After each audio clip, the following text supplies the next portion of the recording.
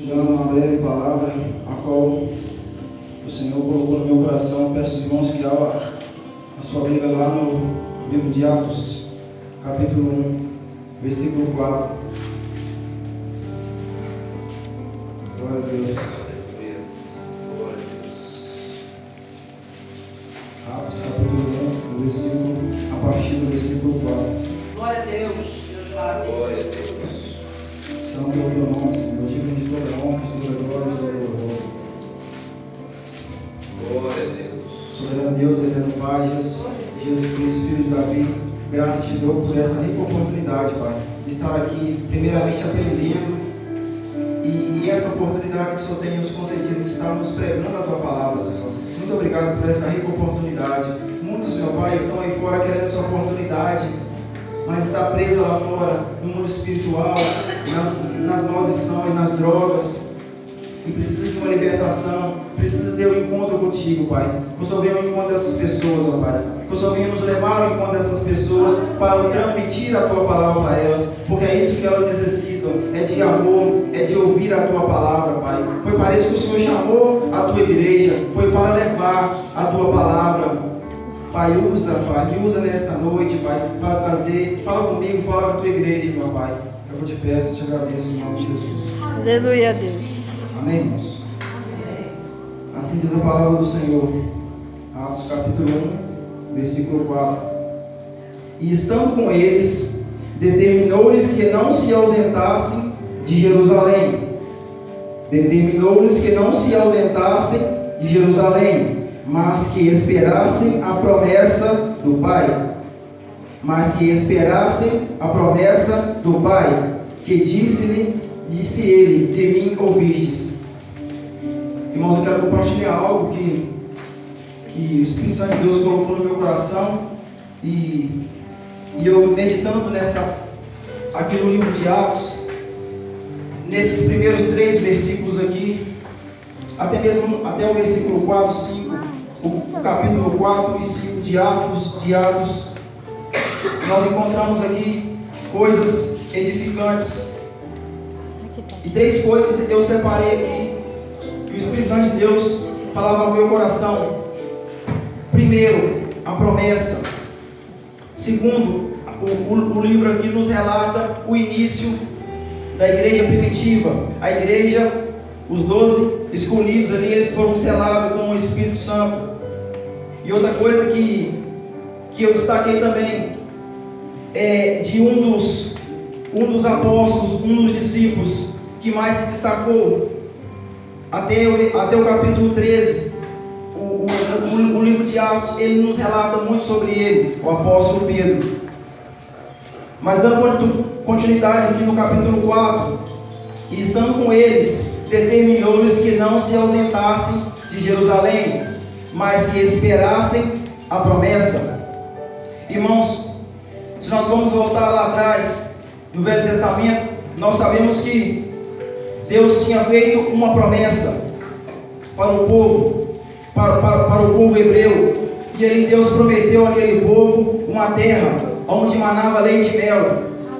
Mas nós sabemos que para conquistar as promessas, para aquele povo conquistar as promessas de Deus não foi fácil. Eles conquistaram, mas foi com luta e foi com a presença de Deus. Assim, vamos levar agora para o Novo Testamento, para os dias de hoje.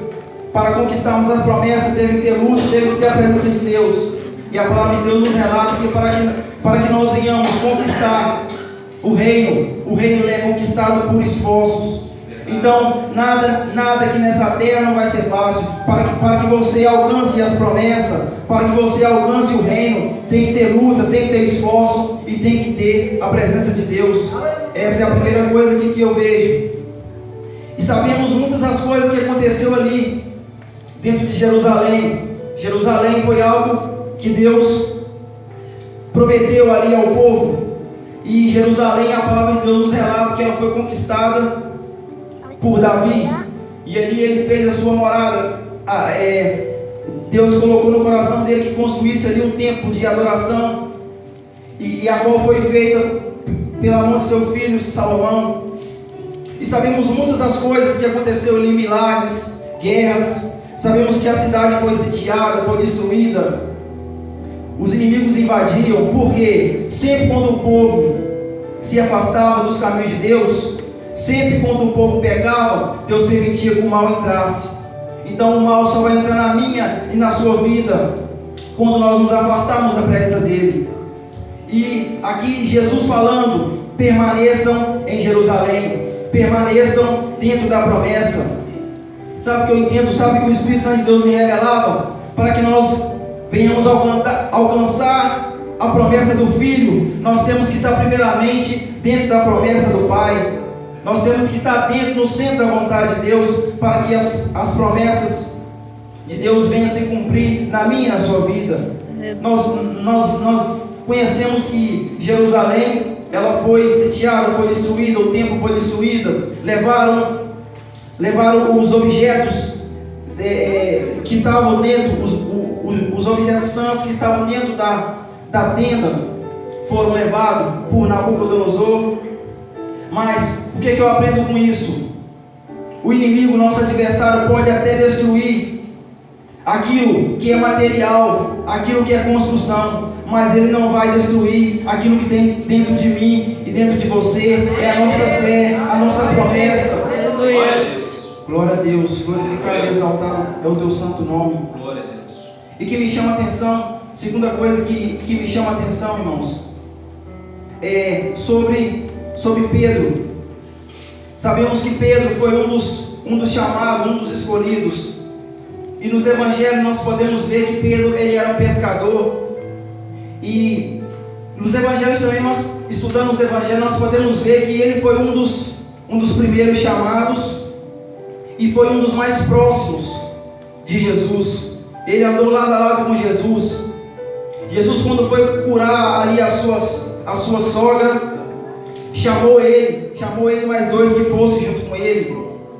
Jesus, quando foi até ali ao monte, e ele chamou também ele que fosse. Então, o que eu entendo com isso? Aquele que é mais próximo de Deus, aquele que é mais próximo de Jesus, ele vai ter intimidade. Ele vai ter intimidade, ele vai ter muitas experiências sobrenaturais, assim como ele esteve ali naquele monte. E o que me chama a atenção, que ele era um pescador, e Jesus ali fez ele uma promessa, chamou ele para que ele fosse seguir após ele, que ele seria pescadores de almas. E ele se deixou fazer igreja, ele se deixou que a vontade de Deus se cumprisse, as promessas de Deus se cumprissem na vida dele. E aqui a palavra nos relata, após ali, no versículo 2, após ali, que eles estavam todos reunidos ali no seu propósito, numa só visão, buscando a face do Senhor, e ali foi derramada a promessa. Ali Deus selou a igreja. E ali, o que eu aprendi nessa palavra? Após ali essa promessa, após ali eles foram selados com o Espírito Santo de Deus, e ali muitos não creram, e muitos começaram ali a questionar, e ali ele começou, após ali o Espírito Santo descer sobre ele começou ali a pregar um sermão, e aí começa a vontade de Deus, a promessa de Deus ali começa a se cumprir. A palavra do Senhor fala que ele ganhou 3.000 almas. 3.000 almas ali.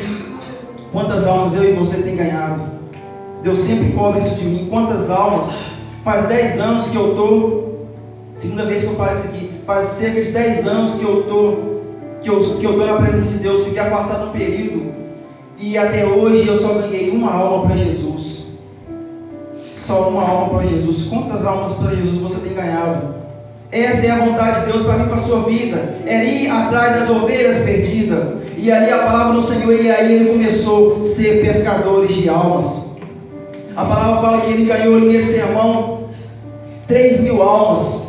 E no segundo sermão, após a cura de um coxo, ele ganhou mais quase 5.000 almas. Então Pedro, ele fez a diferença. Ele se fez igreja. É isso que Deus quer de mim, de você, da igreja. É que nós venhamos fazer a diferença. É que nós venhamos andar em comunhão, em intimidade.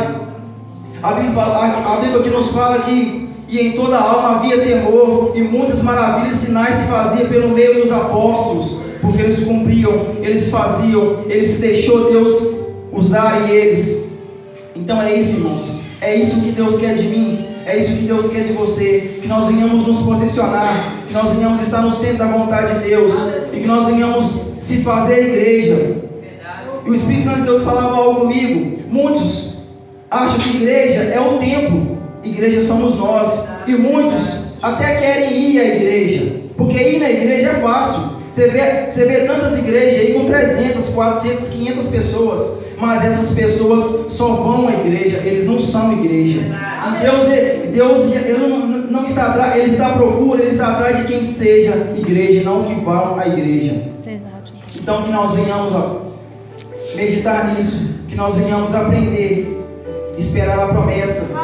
Que nós venhamos ser obedientes. Que nós venhamos andar nos caminhos do Senhor. Que nós venhamos fazer a diferença. Assim como fez. O que me chama a atenção é que tinha 12.